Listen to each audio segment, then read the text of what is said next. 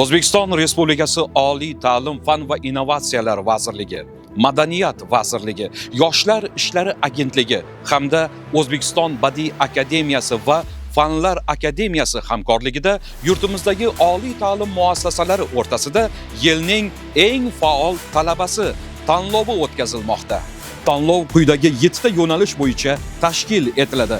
Yilning o'z mutaxassisligi bo'yicha eng bilimdon talabasi, yilning eng faol targ'ibotchi talabasi, yilning eng faol ixtirochi innovator talabasi, yilning eng faol sportchi talabasi, yilning eng faol iqtidorli talabasi, yilning eng faol ijodkor talabasi, yilning eng faol tadbirkor talabasi.